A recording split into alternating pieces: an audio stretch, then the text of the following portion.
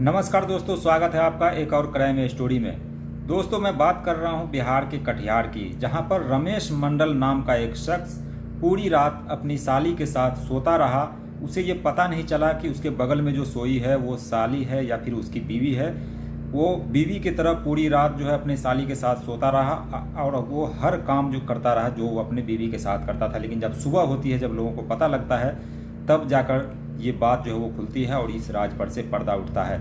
आखिर ऐसा क्यों हुआ और कैसे हुआ कि रमेश मंडल की पत्नी ने खुद अपनी बहन को अपने जीजा के पास सोने के लिए भेज दिया और खुद वो क्या करती रही, ये भी अगर आप सुनेंगे तो आप भी दंग रह जाएंगे।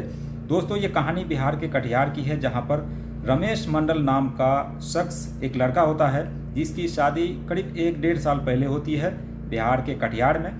और शादी जब होती है तो उसकी जो बीवी होती है वो कहीं ना कहीं अपने मायके के उसके एक बॉयफ्रेंड हुआ करता था, जिसके साथ जो है वो वक्त बिताती थी। लेकिन शादी होने के बाद उसे अपने पति के साथ मन नहीं लग रहा था, इसलिए वो बार बार मायके जाने की जिद कर रही थी। जिसके बाद पति भी जो है वो हार थक कर रमेश मंडल उसके मायके जाने के लिए राज़ी हो जाता है। राज़ी होने के बाद ये दोनों जो है वो मायके चले जाते हैं और शाम होती है। शाम में खाना पीना बनता है। खाना पीना खाने के बाद गर्मी का मौसम होता है, इसलिए उसकी पत्नी जो है अपने पति को, रमेश मंडल को कहती है कि तुम छत पर चलो सोने के लिए और मैं आती हूँ देर रात खाना वाना खा करके।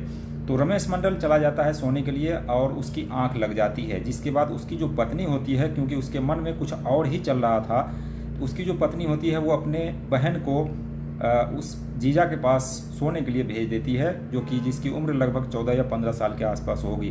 वो लड़की चली जाती है और अपने जीजा के बगल में जाकर सो जाती है। लेकिन उसकी पत्नी जो है वो कुछ और गुल खिलाने के चक्कर में लगी हुई थी।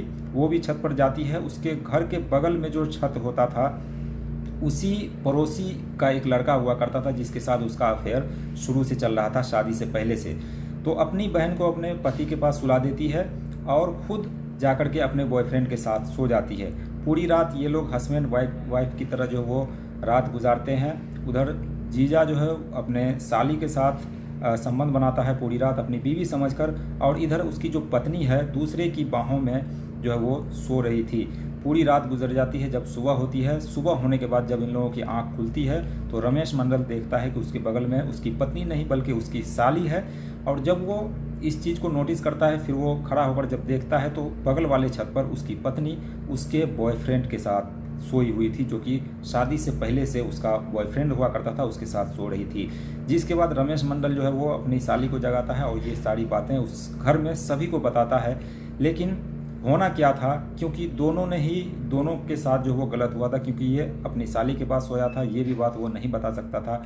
और उधर उसकी पत्नी जो है दूसरे की बाहों में सो रही थी, ये भी बात नहीं बताया जा सकता था। लेकिन कहते हैं ना दोस्तों कि सिर्फ रमेश मंडल ने ही नहीं, बल्कि जो उसकी पत्नी होती है, उसके जो घर वाले होते हैं, उसके बॉयफ्रेंड के जो घर वाले होते हैं, वो भी ये बात देख लेते हैं और देखने के बाद शोर शराबा करते हैं। और ये बात धीरे धीरे कानों सभी लोगों को लगभग पता लग जाती है। लेकिन होना क्या था, क्योंकि गलती दोनों की थी, इसलिए इस बात पर पर्दा डालने की कोशिश की जाती है, लेकिन पर्दा नहीं डलता है, क्योंकि गांव में सभी लोगों को पता चल चुकी थी ये बात। तो इस तरीके से एक पत्नी ने अपने ही पति के साथ अपनी बहन को भेज दिया सोने के लिए और खुद दूसरे की बाहों में रंगरलियां मनाने के लिए चली गई।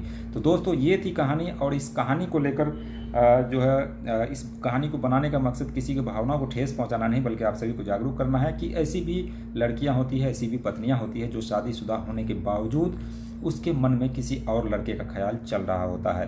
तो ये थी कहानी। बाकी आपको कहानी कैसी लगी हमें कमेंट सेक्शन में ज़रूर बताइए। चैनल को ज़रूर सब्सक्राइब कीजिए। दोस्तों, मिलते हैं नेक्स्ट वीडियो में। तब तक के लिए बाय बाय, टेक केयर।